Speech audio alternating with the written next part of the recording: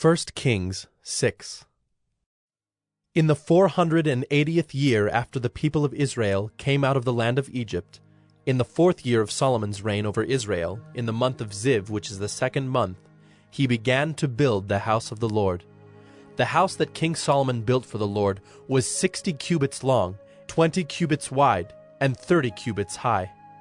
The vestibule in front of the nave of the house was 20 cubits long, equal to the width of the house, and 10 cubits deep in front of the house. And he made for the house windows with recessed frames. He also built a structure against the wall of the house, running around the walls of the house, both the nave and the inner sanctuary.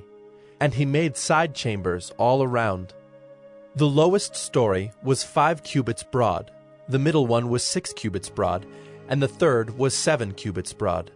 For around the outside of the house, he made offsets on the wall in order that the supporting beams should not be inserted into the walls of the house. When the house was built, it was with stone prepared at the quarry, so that neither hammer nor axe nor any tool of iron was heard in the house while it was being built.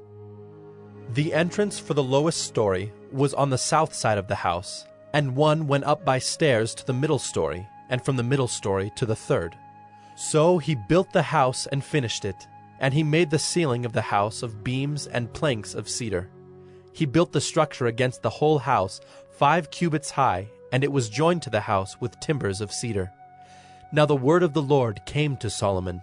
Concerning this house that you are building, if you will walk in my statutes and obey my rules, and keep all my commandments and walk in them, then I will establish my word with you, which I spoke to David your father, and I will dwell among the children of Israel, and will not forsake my people Israel.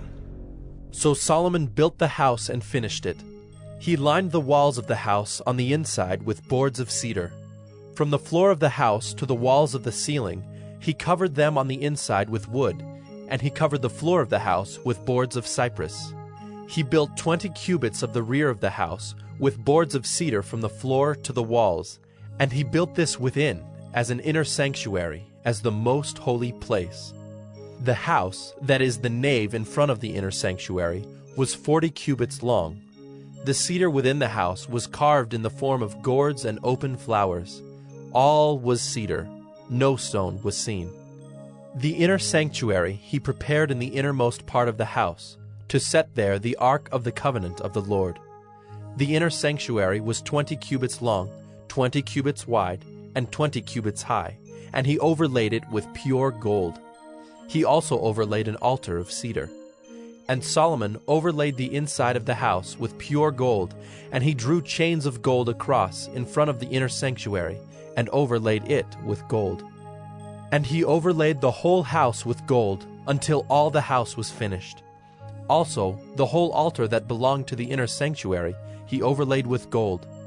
In the inner sanctuary he made 2 cherubim of olive wood, each 10 cubits high.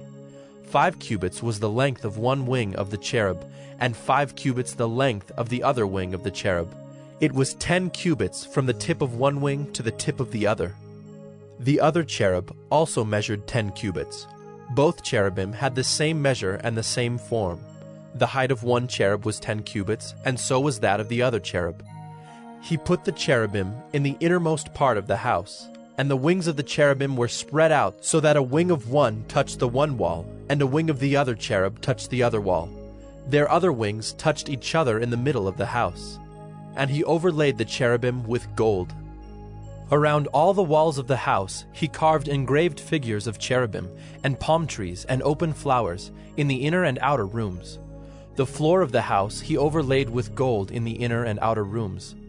For the entrance to the inner sanctuary he made doors of olive wood. The lintel and the doorposts were 5-sided. He covered the 2 doors of olive wood with carvings of cherubim, palm trees, and open flowers.